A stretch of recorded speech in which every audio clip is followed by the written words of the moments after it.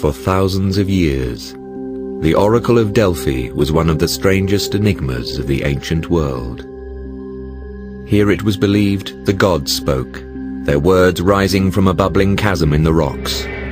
But could there be a rational and scientific explanation for what has long been dismissed as legend? There are ancient descriptions of gases. What gases could that be? There's a fissure in the earth. There's a gas that comes out of it. It used to be strong, now it's weak. It's just a matter of science.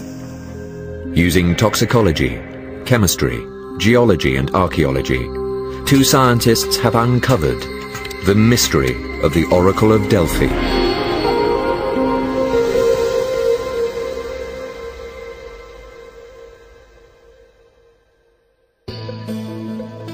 Thousands made the pilgrimage to this place. Philosophers and supplicants, merchants and kings, all climbed the steps of Delphi to the secret temple of Apollo, the place of prophecy.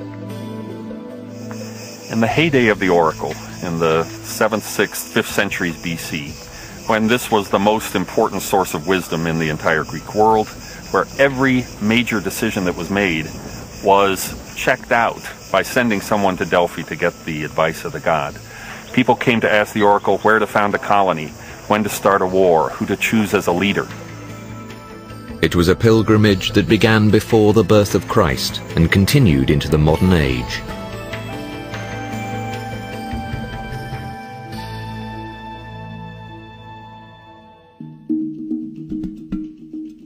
Among its visitors today are American archaeologist John Hale and Dutch-born geologist Jelle de Boer.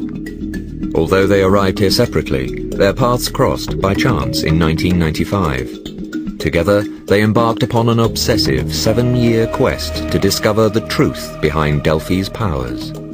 I was excavating a Roman villa that, in the view of my colleagues and myself, might have been hit by an earthquake, and we heard that this geologist was in the area with a specialty of studying earthquake damage. We asked him to come look at our site. We were sharing a bottle of wine. We talked about other sites we'd visited, and he said to me just in passing, "Well, John, you should have been with me when I went to Delphi in Greece. I saw the fault that runs under the temple of Apollo." And he said to me, "You know, that's sort of fascinating, but still, are you sure that there are faults there?" And I said, "Oh yeah, I can more or less prove geologically that there is a continuing fault below the site, and that there might be many others as well." And I was really glad to be able to tell him, "Jelle, you're wrong about that. There is no fault under the temple of Apollo at Delphi. Archaeologists have dug there and proved that that is a myth." He became very incensed. He asked me if I would know a fault if I saw one, and I had to confess I wouldn't. So it sort of rocked me back on my heels to be challenged in this way by a geologist on a subject that I had taken as gospel. And he was so confident and so sure about this fault that really shook me. De Boer's theory contradicted the historical records of 1884, when French archaeologists first began excavating Delphi. But when they first began to excavate, they started at the bottom of the slope, and they stripped away the modern, the medieval, the Byzantine, the Roman levels to get down to the classical levels of the sanctuary, the sacred way, the treasuries. They worked their way up the slope, and after just 2 or 3 seasons, they were up here onto the terrace of the temple. It was the Temple of Apollo, which housed the famous Delphic oracle, that was expected to yield the greatest finds. It was here that the priestess, the Pythia, gave consultations to the most powerful men of the ancient world. 9 times a year, the Pythia was called upon to enter the deepest and most mysterious part of the temple, a chamber known as the Aditon, a place only the priestess was allowed. There she would enter a trance or divine frenzy, believed to be possessed by the god Apollo. Only in the Aditon would she be able to prophesy. This woman can't give prophecies outside the temple, can't offer the voice of the god from the porch or from anywhere else in Delphi. It's only at that one spot that she is empowered to speak for the god. According to the ancient chronicles, the Aditon contained an underground cave or chasm. From this chasm rose a spring carrying sacred vapors, infused with a sweet, unearthly scent. Was this, as the ancients believed, the source of the Pythia's prophetic power? In the spring of 1892, the answer was still buried under tons of earth, because the town of Castri had been built directly over the archaeological site.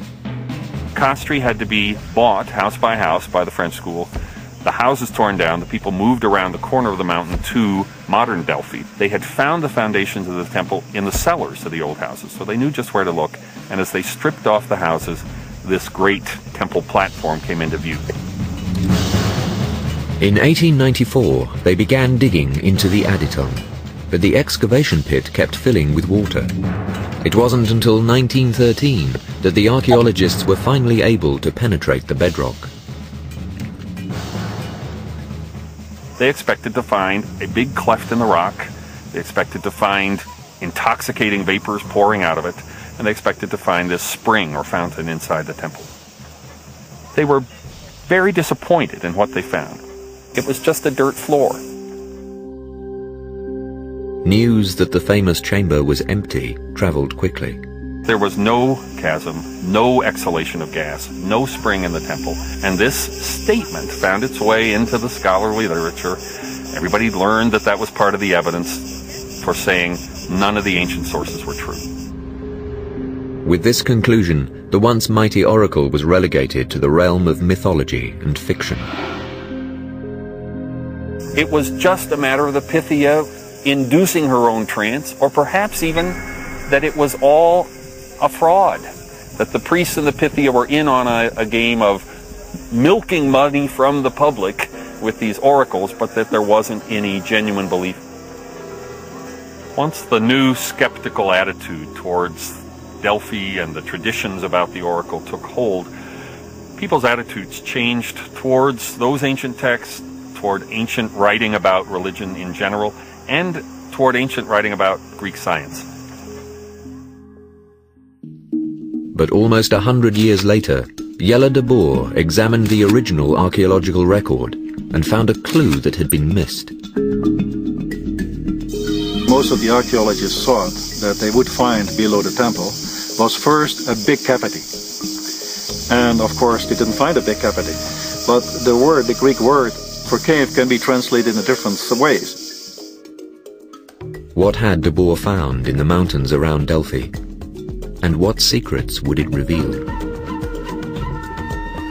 To find out more, he would have to recruit scientists from other specialities and subject the stones and waters of Delphi to the latest technology and tests. His results rocked the scientific world and rewrote the history of one of the world's most sacred sites.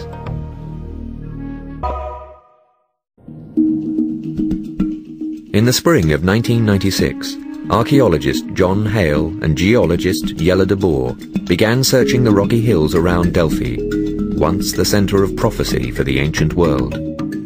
It was here, nearly a decade before, that de Boer had found evidence of the fissure that may have been responsible for the legendary oracle. Together, they hoped to document the presence of a fault line, a find that would contradict all the accepted scientific evidence about this mysterious site. He kept saying, but anybody can see it. Anybody can see that. Anyone who goes to the site with even a little geological training could see this is a very active area and there's a fault that goes right through the area of the sanctuary. Well, it took me about a week or so to convince him. He's a very critical fellow, but I managed. And I then had to turn the tables on him and try to convince him that if he had seen what he claimed he'd seen, he had made a major discovery.